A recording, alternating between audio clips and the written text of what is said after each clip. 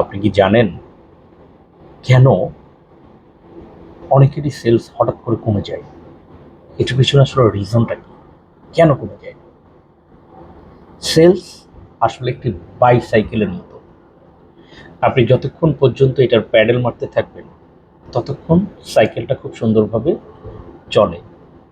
কিন্তু প্যাডেল মারা যখনই বন্ধ করে দিবেন তখন দেখবেন আস্তে আস্তে সাইকেলটি তার ব্যালেন্স হারিয়ে ফেলে এবং কোনো একটা দিকে কাত হয়ে পড়ে যায়। সেলসও ঠিক এরকম। আপনি যতক্ষণ পর্যন্ত চেষ্টা করে যাবেন লক্ষ্য অর্জনের জন্য, নতুন নতুন কাস্টমারের কাছে যাবেন, তাদের সাথে কমিউনিকেশন করবেন, পুরাতন কাস্টমারকে ফলো আপ করবেন এবং কাস্টমার প্রবলেম সলিউশনের জন্য চেষ্টা করবেন, নতুন নতুন কাস্টমার খুঁজে বের করবেন। এই প্রচেষ্টা যখন ধারাবাহিকভাবে আপনি করতে থাকবেন দেখবেন আপনার সেল বাড়তে থাকবে।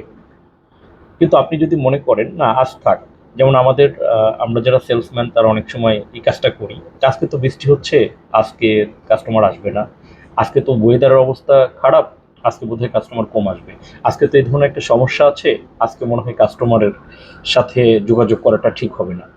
এই যে আজকে না হয় কাল করব, এই বিষয়টা যখনই আপনাকে পেয়ে বসবে ঠিক তখনই দেখবেন যে আপনার সেল আস্তে আস্তে কমে যাবে। একটা কথা মনে রাখবেন, সফলতা একদিনের পরিশ্রমে কখনোই আসে না। এটি একটি ধারাবাহিক প্রচেষ্টার ফসল। আপনি যখন প্রতিদিন চেষ্টা করবেন, নতুন নতুন কাস্টমারের কাছে যাবেন, পুরাতন কাস্টমারকে নার্সিং করবেন, তখন দেখবেন যে আপনার সেল ডে বাই ডে বাড়তে থাকবে।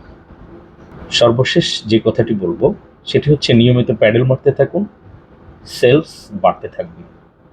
প্যাডেল মারা বন্ধ করবেন, সেল কমে যাবে।